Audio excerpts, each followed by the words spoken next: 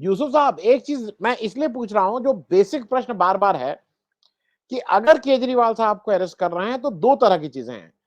तात्कालिक जो राज्यों के इलेक्शन, और खास करके राजस्थान और मध्य प्रदेश में, जहां पे आम आदमी पार्टी के भी कुछ कैंडिडेट खड़े हो रहे हैं, उसमें क्या फर्क पड़ेगा? क्योंकि मैं जिस बात को आपसे पूछना चाह रहा हूं, क्या इस सिंपैथी का कुछ वोट जो बीजेपी के अगेंस्ट है वो इनके पास आएगा? एक, दूसरा, इसका 2024 के इलेक्शन में अगर तब तक इनको पकड़ के बंद रखते हैं तो आम आदमी पार्टी के पास इन तीन लोगों के अलावा कोई पॉलिटिकल आदमी नहीं है। मान साहब, या वो जो हमारे बॉलर साहब हैं, बढ़िया बॉलिंग करते थे, स्पिनर साहब हैं, ये पंजाब के, मैं नाम हरभजन अभी भूल, हाँ, हरभजन हरभजन। सिंह। अब हरभजन वो पॉलिटिकल लीडरशिप नहीं दे सकते हैं। राघव चड्ढा वो पॉलिटिकल लीडरशिप नहीं दे सकते हैं। वो अगर एक परिपक्व कोई पॉलिटिकल, उनका मतलब केजरीवाल साहब हैं, तो अच्छा परफॉर्म कर सकते हैं उनकी सरपरस्ती में। तो अभी जो जो प्रोफेसर अखिल स्वामी साहब कह रहे हैं कि आपके हिसाब से इसका नफा नुकसान अगर सिर्फ देखें और वोट की दृष्टि से, तो आपको क्या लगता है कि क्या होने जा रहा है? सभी दोस्तों को नमस्कार। आनंद जी, आपने ओपनिंग जब किया था रिमार्क्स में, तो आपने बहुत ही महत्वपूर्ण बात कही थी और मैं उसी बात को आगे बढ़ाना चाहता हूँ। आम आदमी पार्टी और केजरीवाल साहब बहुत आसानी से अब एक्सपोज हो चुके हैं कि वो बीजेपी के साथ मिलकर काम कर रहे हैं, बीजेपी के साथ इनडायरेक्ट वे में मिलकर चल रहे हैं। उन्होंने राजस्थान और एमपी में जो अपने प्रत्याशी खड़े किए हैं, अगर आम आदमी पार्टी और बीजेपी ये सोच रही है कि वो सिंपैथी वोट हासिल हो जाएगा उनकी गिरफ्तारी से, केजरीवाल जी की गिरफ्तारी से 2 नवंबर को, तो ये नामुमकिन सी बात है। सिंपैथी वोट कहाँ हासिल हो सकता है? केजरीवाल की गिरफ्तारी का असर दिल्ली में जरूर पड़ सकता है। दिल्ली में उनकी लंबे समय से सरकार है और जनमानस में तमाम तरह से वो बैठे हुए हैं, एमसीडी में जीत चुके हैं, तो दिल्ली में तो जरूर फर्क पड़ेगा। दिल्ली के मतदाता जरूर इस बात को, सहानुभूति उनके मन में आएगी आम आदमी पार्टी के लिए। लेकिन मध्य प्रदेश में, राजस्थान में अभी जुमा जुमा 8 दिन से आम आदमी पार्टी खड़ी हुई है, वहां पे इसका कोई असर नहीं पड़ेगा। और निश्चित रूप से बीजेपी को इसका फायदा होगा अगर कोई सिंपैथी होती है, जो संपत्ति होने नहीं जा रही है, लेकिन बीजेपी को फायदा होगा। और अभी जो इन्होंने, आम आदमी पार्टी ने एमपी में और राजस्थान में अपने प्रत्याशी खड़े किए हैं, वो एक तरह से बीजेपी की मदद है। अगर आम आदमी पार्टी को बीजेपी की बी टीम बताया जा रहा है तो इसमें गलत नहीं है। आप शुरू से देखिए, शाहीन बाग आंदोलन जब चल रहा था और एक जनसभा में अमित शाह जी का एक बयान आया था कि यहां से बटन दबाओ, करंट वहां तक जाएगा, शाहीन बाग तक। और दूसरा एक बयान आया था अनुराग ठाकुर का, गोली मारो सालों वाला। उस दो बात पर दिल्ली सरकार चाहती तो एफआईआर दर्ज करा सकती थी इनके खिलाफ, दोनों लोगों के खिलाफ। तमाम राज्यों में इस तरह की एफआईआर दर्ज हुई है, खुद बीजेपी राज्यों में दर्ज की गई है पॉलिटिकल अपोनेंट्स के खिलाफ। ऐसी क्या वजह थी कि आम आदमी पार्टी की सरकार ने इस मामले में सॉफ्ट कॉर्नर अपनाया? बीजेपी की बात छोड़िए, आप बीजेपी की आलोचना की बात छोड़िए, कभी केजरीवाल जी ने या आम आदमी पार्टी ने आरएसएस की आलोचना की है? पहले दिन से, जब ये अन्ना जी का आंदोलन चल रहा था, उस समय से आरएसएस इनके पीछे सक्रिय है, आरएसएस इनके पीछे खड़ी है और निश्चित रूप से ये बी टीम का काम कर रहे हैं, बीजेपी के साथ मिलकर चल रहे हैं। एमपी और राजस्थान में जहां तक आप कह रहे हैं, मैं फिर से दोहरा रहा हूं कि कोई भी सहानुभूति वोट इनको मिलने वाला नहीं है। इनके प्रत्याशी खड़े करने से 1-8% वोट अगर जाएगा तो उससे कांग्रेस को बहुत फर्क नहीं पड़ने वाला है। कांग्रेस की वहां पे इस टाइम काफी मजबूत स्थिति है और इस समय आप खुद भी एमपी में मौजूद हैं, आप बेहतर भी जान रहे होंगे। और राजस्थान में तो आम आदमी पार्टी का कोई मतलब ही नहीं है।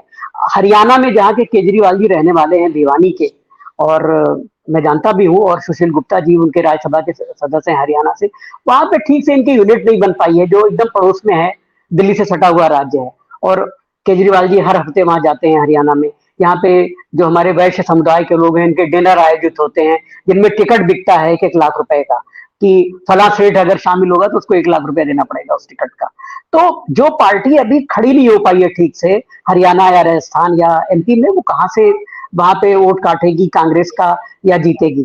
तो ये एक मात्र छलावा है। जहां तक इस शराब की बात है, स्कैम की, आप शुरू से देखें, मैं ये तो नहीं कहूंगा कि फला इसके लिए दोषी है या फला दोषी है, मैं कोई ऐसा सर्टिफिकेट नहीं देना चाहता हूं, लेकिन ये बहुत बड़ा घोटाला है, था और रहेगा। विजय नायर जिसको मैं बहुत नजदीक से जानता हूं, जब वो छोटा मोटा कार्यकर्ता था दिल्ली में, उसको इन्होंने अपना स्पोक्स पर्सन बनाया और जो इवेंट मैनेजमेंट कंपनी चलाता था, जिसके पास कोई राजनीतिक अनुभव नहीं था, लेकिन उसको इन्होंने प्रवक्ता बनाया अपना, और सबसे पहला व्यक्ति इस शराब स्कैम में है जो पकड़ा गया। उसके बाद इन्होंने दिनेश अरोड़ा को पकड़ा, जो कारोबारी है दिल्ली के। दिनेश अरोड़ा जो है सरकारी गवाह बने और उन्होंने सारा भेद खोल दिया कि ये जो नई शराब नीति बनाई गई थी, यकीनन जो है शराब लाबी को फायदा पहुंचाने के लिए की गई थी। और ये शराब लाबी इन्होंने खड़ा किया, मतलब दिल्ली के जो ऐसे कारोबारी थे जो शराब में बहुत पैसा नहीं बना पा रहे थे, उनको समझ में आया और उन्होंने सरकार को वो समझाने में कामयाब रहे इस बात को कि अगर आप इस तरह की शराब नीति बनाते हैं तो आप कामयाब रहेंगे, जिसमें दिनेश अरोड़ा और ये विजय नायर जो अब इस समय जेल में बंद हैं। तो आप इसमें क्लीन चिट नहीं दे सकते। यानी मैं फिर दोहरा रहा हूं कि सिसोदिया जी या किसी का नाम जो आ रहा है, या जैसे संजय सिंह का नाम घसीटा गया, तो वो मैं एकदम यानी मैं ये समझ रहा हूं कि संजय सिंह का नाम अडानी की वजह से आया है, अदरवाइज संजय सिंह का इस शराब स्कैम से कोई लेना देना नहीं था। लेकिन सिसोदिया जी नीति निर्धारक तत्वों में शामिल थे जिन्होंने केजरीवाल जी के कहने पे शराब नीति को अंजाम दिया, और बनवाने वाले यही दिनेश अरोड़ा और ये जो विजय नायर है और भी तमाम लोग थे जो जेल में हैं। तो कहने का मतलब ये स्कैम था बहुत बड़ा, जिसमें आम आदमी पार्टी को क्लीन चिट नहीं दी जा सकती, और आम आदमी पार्टी आज भी बीजेपी के साथ मिली हुई है। वो ना कांग्रेस वो कांग्रेस के खिलाफ सारा इनका आंदोलन खड़ा हुआ था, ये कांग्रेस के साथ है। आप सोचिए कि जब इनकी शुरुआत हुई थी तो कांग्रेस विरोध के दम पर ये सामने आए थी पार्टी। कांग्रेस विरोध बनाना रिपब्लिक बोलते थे, रॉबर्ट वाड्रा के खिलाफ इन्होंने तमाम आरोप लगाए, राहुल गांधी के खिलाफ तमाम आरोप लगाए, और जैसा अभी प्रोफेसर अखिल स्वामी ने कहा है कि आज तक गिरफ्तार नहीं कर पाए। तो ये सारा मामला गड़बड़ है और बीजेपी की बी टीम की तरह ये लोग काम कर रहे हैं। आनंद जी। मैं यूसुफ किरमानी साहब, मैं एक चीज और आपसे समझना चाहूंगा आम आदमी पार्टी का, क्योंकि मैं बात आज आम आदमी पार्टी की हो रही है। एक चीज और देख लीजिए, क्योंकि ये चीज कई बार डिस्कस नहीं होती है। आम आदमी पार्टी ने अपने ऑफिसेज में अब डॉक्टर अंबेडकर और भगत सिंह की फोटो लगाई है, गांधी की फोटो वहां से हट गई। क्या ये भी कुछ डिफाइन करता है? ये भी कोई उस फिलॉसफी को बताता है? ये भी कोई रास्ता दिखाता है कि आम आदमी पार्टी किस तरह से कर रही है? गांधी को हटा दिया उन्होंने, और यहाँ जितने लोग बैठे हैं हम लोगों को तो अंतिम ये है ना कि जब अंतिम सांस लेंगे तो गांधी बोल देंगे तो हम सबका कल्याण है, गांधी गांधी कर देंगे तो फिर तो सभी ठीक है, हम सब लोग उसको मानने वाले हैं। मैं इस पे भी एक थोड़ा सा एक छोटी टिप्पणी चाहूंगा यूसुफ साहब।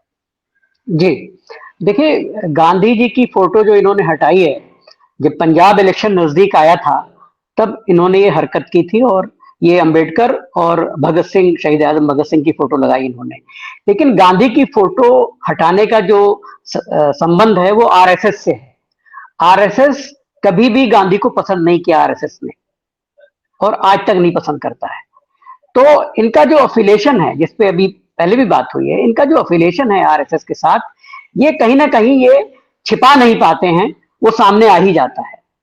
और आप अंबेडकर को एडजस्ट करना चाहते थे, आप भगत सिंह को एडजस्ट करना चाहते थे, लेकिन आप गांधी की कीमत पे करेंगे तो देश सोचेगा जरूर। आप जैसे आपने सोचा कि भाई गांधी की फोटो हटा के आप दो महान व्यक्तियों की फोटो लाए, कोई बात नहीं, आप ला सकते हैं, लेकिन आप गांधी को कैसे हटा सकते हैं? आप तीसरी फोटो लगा लेते, बीच में गांधी को लगा लेते, अगल बगल अंबेडकर जी और भगत सिंह जी को लगा लेते, लेकिन आपने गांधी को पूरी तरह साफ कर दिया। इसका मतलब यही है कि आप आरएसएस से जुड़े हुए हैं, आप आरएसएस और बीजेपी के साथ मिलकर चल रहे हैं।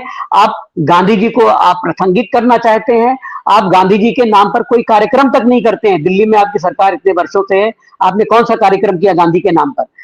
2 अक्टूबर को जाके राजघाट पे फूलमाला चढ़ा लेने से गांधी जी नहीं याद किए जाएंगे। आप जिस तरह से आपने तिरंगा यात्रा निकाली, मोदी जी ने, आपको याद होगा मोदी जी ने एक आह्वान किया था देश भर से कि आप तिरंगा यात्रा निकालें, और ये भाई साहब पहले मुख्यमंत्री थे जो कूदे, और उन्होंने कहा कि दिल्ली में इतने हजार करोड़ रुपए हम खर्च करके तिरंगा यात्रा निकालेंगे, और उन्होंने पूरा कनॉट प्लेस और पूरी दिल्ली को तिरंगा से पाट दिया था। तिरंगा यात्रा निकालने में कोई दिक्कत नहीं है, आप तिरंगा अपने बेडरूम में भी फहरा सकते हैं, इसमें किसी को आपत्ति नहीं है। लेकिन आपने जो कई करोड़ रुपए फूंक डाले दिल्ली में टैक्स पेयर का, जो आप टैक्स पेयर की बात करते हैं, और आपने उन्हीं का पैसा तिरंगा यात्रा के नाम पे फूका, वो क्या है? आप गांधी की फोटो हटा के तिरंगा यात्रा निकालेंगे तो आपसे सवाल किया जाएगा। तो ये सीधा इन्होंने आरएसएस से अपना जो एफिलिएशन बना रखा है इनडायरेक्ट वे में, उसकी परिणति थी गांधी का फोटो हटाना। आनंद जी।